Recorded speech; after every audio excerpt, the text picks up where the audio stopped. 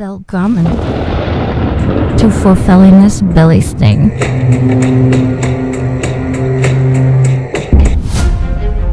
A show dedicated to aligning a journey to a better mental health using the understandings of the ancient Norse.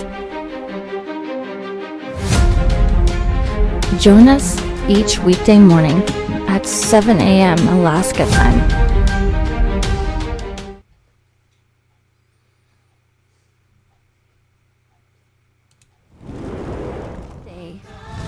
Someone's little girl, daughter, sister, girlfriend, fiance, wife, cousin, mother, auntie, grandmother, great grandmother, elder, disappears, shattering, a family, a community, the world. There is something we can all do. Remember them. Like that.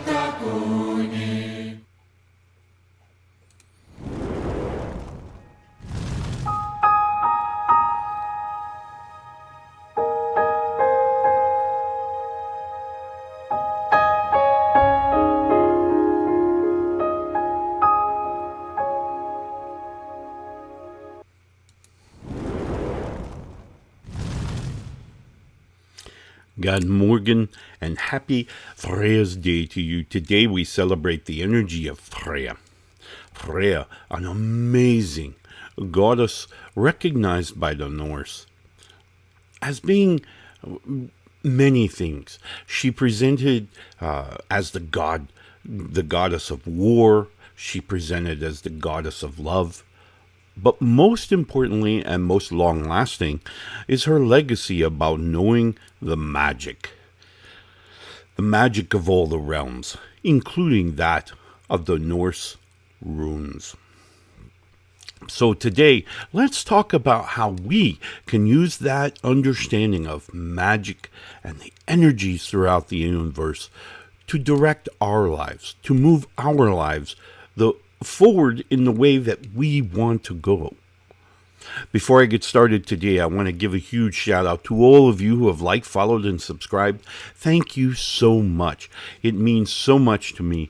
And all of you who have liked, followed, subscribed on whether it be video platform, whether it be audio platform, and certainly for those of you who have joined me and my friends and my family at New Reality TV, newrealitytv.com, of course, a streaming channel dedicated to the plethora of perspectives available that we can recognize our spiritual energies, that we may come to find a better mental space. If you happen to find any coins jingling in the pocket, by all means, hit up our donation tip jar. You can drop those in there and know that they are going to good use, as we will use them to pay the way for these electronic channels as well as those in-person visits that we make throughout the countries. So, by all means, please donate as often as you can. Finally, for those of you who are looking for more information about me, my shows, my teachings, certainly about my life coaching services, you're welcome to visit our website, norsewhispers.com/coaching. There you can find out all the information about the life coach services that I offer, and know that they are either remote or in person for those of you here in Alaska.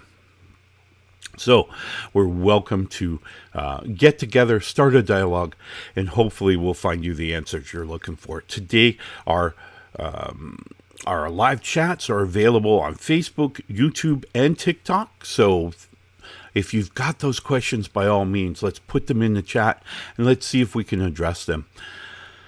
Hopefully, today will convey an idea about energy and about energy movement. Now, a lot of people say, well, what exactly does that mean? Does that mean I'm charged, I'm ready for the day?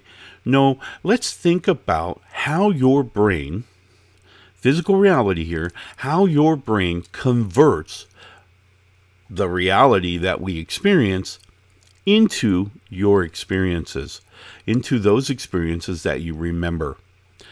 So there's a process. There's a couple of steps within this process. The first step is that we're going to experience some piece of reality. Now, reality is an interface where our experiences of this world, our path moving forward, interacts or interfaces with others. So there are events and experiences going on all around us for all the different entities that are available here on this plane. Our experience happens when our path crosses with someone else's path, maybe some other entity, maybe some other just general experience. So when those two collide, we find out that we have an experience. And we're going to call that, just for sake of this conversation this morning, we're going to call that an event. Now, an event occurs 1,000,000 times a day. So there's a lot of these coming on every day. Now, that event is brought into your eyes, your ears, your nose, your mouth, and certainly your skin. These are your physical sensory inputs, and it's how reality is brought to you, one way or another. If say you are short in one sensory input, the other ones pick up the load, so they'll carry more. As an example, self-reveal. When I was very young, a very young lad, I lost hearing in one of my ears. A freak accident that took away all sound coming into this ear. Now, as life would have it, and as life went on, I, of course, damaged the other one. Loud rock and roll music, gunshots, you name it. All of these things really affected my hearing, right? So I had very damaged hearing in the other ear. So I'm pretty deaf as it is. So my eyes then had to kind of pick up the slack. So I visualize more things than I hear. I smell things. It's the way it is. So these sensory inputs are bringing in reality, the images, the sounds, the smells, the tastes, the feels of the reality that we experience, and it's converting it to energy. As an example, if we were to touch something, boop, we have a sensory input that's going to happen on the fingertip. Where that happened, our nerves are going to begin transmitting this energy signal from the point where our skin is. It's going to go through the body to arrive ultimately at the brain. This happens for everything. If we're talking about visualization, we're talking about converting it to energy and putting it on the optic nerve, at which then transmits back to the brain. This is a physiological process. It just happens, right? So it is kind of what the sensory input is designed to do, is it converts the reality that we experience into bioelectricity that can be communicated through the mind. Almost immediately following that input, there's two processes that happen in very quick succession. The first one is, I call, the mood ring. The mood ring is that moment where whatever our state of mind is, whatever we're feeling, it's going to alter the image, particularly, or the sound that we just received. It's going to alter it. Now, you're saying, what? Okay, think about it this way. think about is if you were to experience an event and you were angry at something. So our past emotional state was angry, okay? And we experienced something pleasant. 9 times out of 10, what we're seeing there is our brain is going to experience a neutrality, right? Because positive, negative, neutral. Our brain is going to alter the image that is coming into our processing. It's going to alter the energy. So if it's a very negative event, it may come up to a neutral if you're bubbly. If you're in a positive place and it's a very negative event, you may neutralize. If you're positive and it's positive, then you got this real high level of energy that's really exciting. So the event now is driven by this mood ring. The mood ring then sends the information. Now, there's a part of the mood ring that can diverge from normal processing. Normal processing, we just go down, we take a hard left there, and then we're going to go into the well of the self, and we'll talk about that in a second. But the other alternate path is that at the mood ring, we decide fight or flight. So there's actually 3 settings to that. It's normal, and then fight or flight.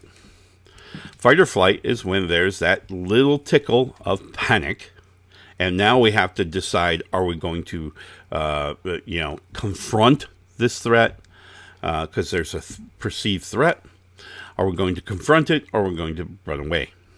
So the third step, of course, of that mood ring is the normal processing of this bioelectricity.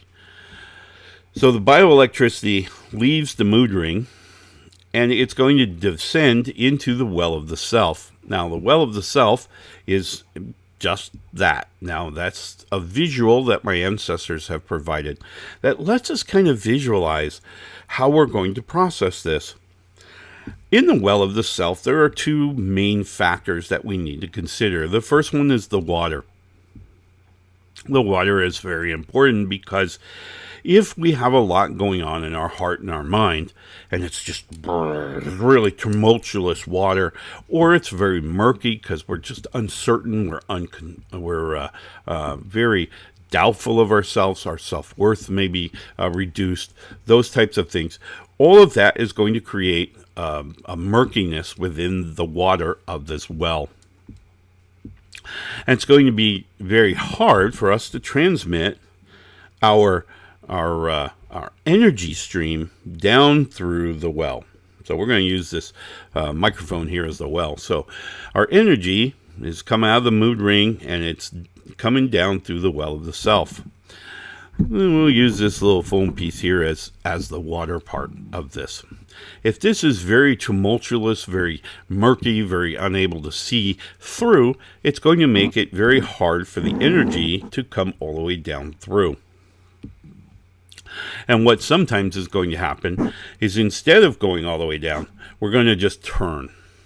We're going to just turn right here, right? And we're going to go out through the side. This is going to create a byproduct called the silt, and we'll come back to that in just a minute. But it's going to create a silt. Otherwise, if we can see through the water, we can get down through the water, down to these rocks at the bottom of the well. The rocks represent our values, our virtues, our belief systems, our deepest understanding of emotional connection to this event. So these rocks are going to provide a level of energy to the energy stream. So they're going to just add to the energy stream that's going to go down to the bottom. Now, when the energy stream gets down to the bottom of this well of the self, it's converted, and this is another physiological process. We're going to convert that energy into what's called biochemistry.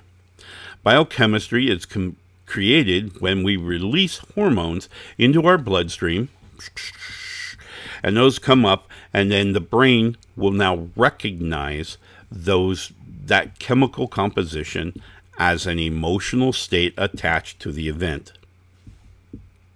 Okay? So, when that biochemistry is received, now, in my ancestors' case, my ancestors refer to this next step as the horn of feeling, drinking horn of feeling. And instead of filling the horn from the top, like most people would think you would do, my ancestors talk about a hole drilled here on the side of the drinking horn. And in that hole pumps, if you will, the biochemistry that was created at the bottom of the well of the self. Now, what's also deposited into there is, as we mentioned, when we exit prematurely, is the silt. And the silt is created by, the guilt, intrinsic guilt of not processing the event the way it's supposed to be done, the way the brain thinks it's supposed to be done. And so there's no real emotional data part of the silt. So the silt and the biochemistry, if there's any silt created, most often than not, if we're living authentically, we won't create the silt because we're allowing the energy to come all the way to the bottom of the well. So we're living authentically, honorably, and truthfully. We're not going to create silt. We're simply going to create the biochemistry, which, as you will tell, as we get to the horn of feeling, this is where that biochemistry is converted back into bioelectricity or energy. So it's going to be created, or it's going to expand within the cup of feeling. Now, our cup is varying sizes depending how emotional person you are. But at the bottom is where the silt is going to settle in, all right? Because the silt is heavier than our biochemistry, certainly heavier than the energy. So think of this as a mug of, or a drinking horn of root beer. This is my greatest analogy as my ancestors explained it. So think about pouring root beer into a drinking horn. If the bottom of the drinking horn is filled with this silt, that's amount of space that we don't have to put root beer. Root beer being the biochemistry, right? So we're taking away space that we can pour biochemistry in. Now, the biochemistry, as it pours, just like root beer, is going to expand, right? We have the foam that comes up on root beer when we pour it into a cup. So as the biochemistry is being converted to energy, it's going to expand just like the root beer, just like the foam on our root beer. Now, at the top of the cup of feeling is a cap. It just sits on there.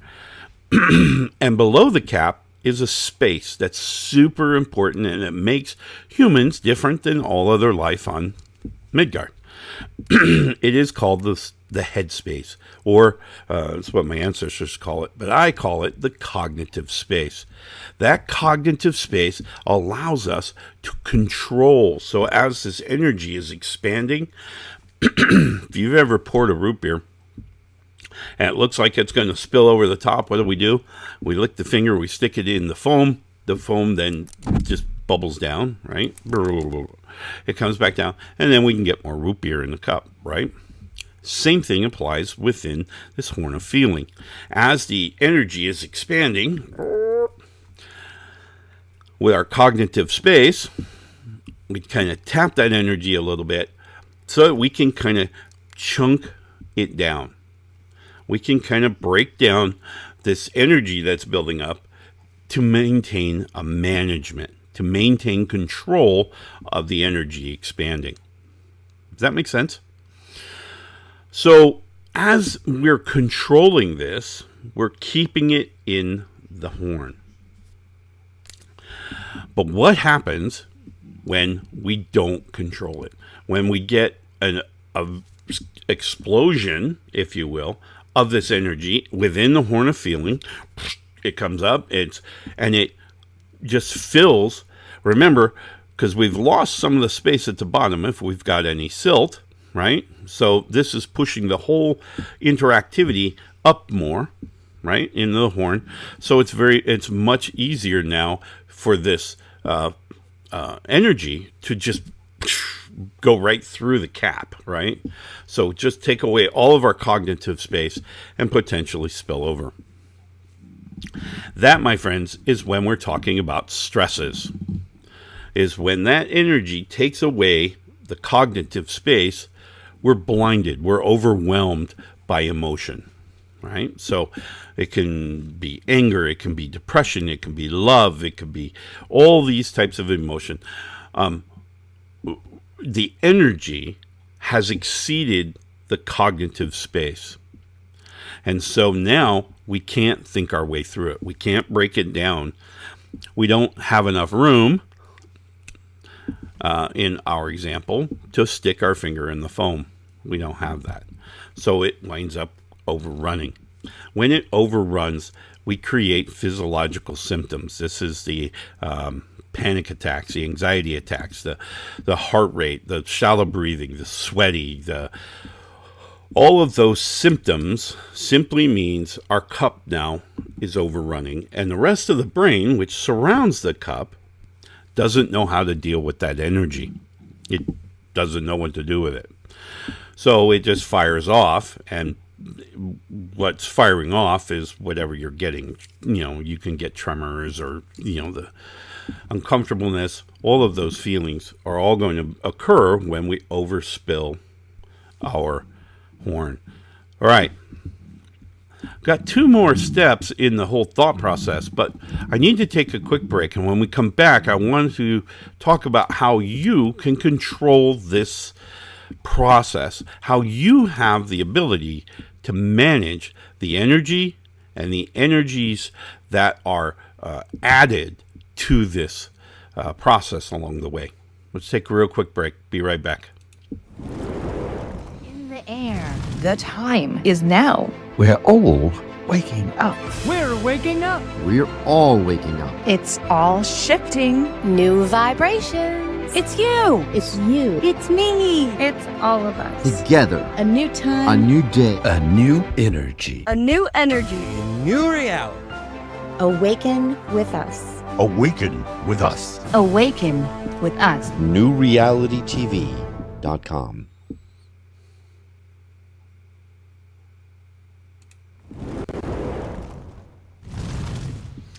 Welcome back. Thank you for taking that quick break with us. So now let's talk about how you can control this process. Well, the first thing we mentioned is when we're taking in the physical reality around us and our brain is converting it into energy within our minds. The mood ring was a very important part of this whole process because the mood ring can actually remove things from what you just saw. It can actually manipulate the image that you're taking in, and it will do that to match what the energy is. So if we're grumpy, we just woke up and we're in a bad mood and things aren't going our way, those things of beauty, those things of opposite type of energies could be erased from what you're taking in. It's just the nature of the beast. We're going to take out that which is going to change polarity. Remember, even in Newton's law, things are bound to stay in motion until acted upon by a much larger or equal or opposite or larger force. So our mood ring, processing the incoming energies, is our first line of our control, of where we can say, no, I'm not going to be in a bad mood because I want to process the reality that I'm experiencing the way I'm really seeing it. right? So that's a real critical first step, because that sets the tone for the energy that's going to now move through this whole thought process. And remember, we're doing this millions of times a day. So we have a lot of opportunity. So even if we were in a grumpy mood before, right, and we want to change, we can. All right, we can just say, no, I want to be happy. I want to find the goodness. I want to find love, right? Push everything aside, move forward, change that mood. Ultimately, I always say it's a great idea for us to live authentically. To live authentically, we got to know what that means. What do we believe in? What do we subscribe to mentally? What do we understand is my role in reality? A lot of people struggle with that one. We've done a show before about submitting all these values that are going to come down and build up in the well of the self. Remember that? Well, those rocks are placed in there by people of authority, people with whom we've given some authority. That may start with mom and dad. It may increase out to aunts and uncles. It may increase out to grandfathers and grandmothers. It may increase out. Ultimately, as we get a little older, our peers are going to provide us with values, what they think is important. And all of these rocks are coming into and may provide for us an energy to the energy stream that we've just received from reality. And those may alter it a little bit. Then the next key step, as we mentioned before, is to control that cognitive space, to make sure that we can keep it. And sometimes that means we jump right in very quickly after an event, after we've experienced something, and we get our finger in the foam. Now, this takes cognitive thought. We have to think about what we're seeing, what we're feeling. Have you ever noticed how something may really, really upset you or disturb you, and then you wait a little bit and it just kind of filters down? Well, that's very much this foam is now settling back down to just the root beer. Same kind of visual, if you will.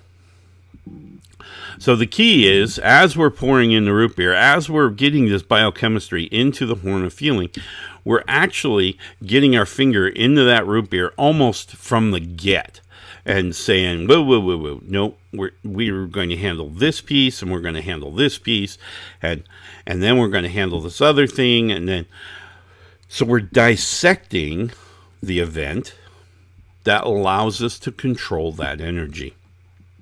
That way it doesn't expand. That way we don't find ourselves having physiological symptoms such as panic attacks, anxiety attacks, and other things that may be a struggle, right? Because again, we as living forms, we just want to be happy. We just want to be harmonious. We just want to be peaceful, right? That's what we want. That's what we seek at the bottom of our heart, even though we may try to tell ourselves that we love watching pain and struggle and we want to be a badass. Well, negative. Every living form desires love, comfort, harmony, contentment, peace of mind. Those are the things that we really want. So we've talked about the thought process and how we have a say in it, how we can do whatever we want. It's our brain. It's our mind. No one else has control of this. No experience extrinsically can control what we want to feel if we don't allow it. Which brings me to the second to last stop on the thought process, and that is this thing called the me gate. The me gate is where our brain recognizes the energy that's been sent and decides whether that's what it wants to do or not. We can say, hey, that experience really made me angry. No, it hasn't. Because technically it doesn't affect me. So I can put up the gate that stops the negative energy and allow just the experience to come through, just that event, and then I'm going to add positive energy to the event. This, my friends, is finding the silver lining on the dark clouds of our lives. Many times there will be events and experiences that we're going to have that may not be pleasant, that may be unwanted completely. But it is our choice whether we decide to accept them or to deny them. To say, no, I'm not going to allow that event to alter my perspective, to change the way I'm looking at life and my happiness. So we have a choice. We always do. And this is really the lesson that Freyja has brought to me, is the understanding of the energies of reality. She knew that love and war was simply on a spectrum, simply on a same timeline. Maybe the extremes therein, but nonetheless, they were on that same timeline. And it was just a matter of managing the energies that she received as to which way she went. So Freyja teaches us greatly about the management of energy within our lives, to create the environment, to create the reality, or our interpretation of the reality that we want to have. It is so critical to our mental health that we recognize that we have control. We're in charge. We get to decide when we're going to be happy and when we're not. The experiences of life will continue. They're not on our timeline. I have no idea what's going to happen in the next 10 minutes. But you know what? I know that I have the proper frame of mind to address whatever does occur. Good, bad, or indifferent. I'm ready. Why? Because I know how to manage those thought processes and those energies to make my world meet my intrinsic most desires of comfort and harmony and peace and love. So, if I can do it, you can do it. My friends, I wish you the very best Freyja's Day, and control that energy to provide the healing for yourself this weekend. I hope you have a wonderful weekend. I'm very excited. This weekend is going to be super, super exciting. For those of you in Fairbanks, I will be in Fairbanks tomorrow morning. And in the meantime, I look forward to seeing all of you. All right. I really do look forward to seeing all of you, and hope for the very best for you. All right.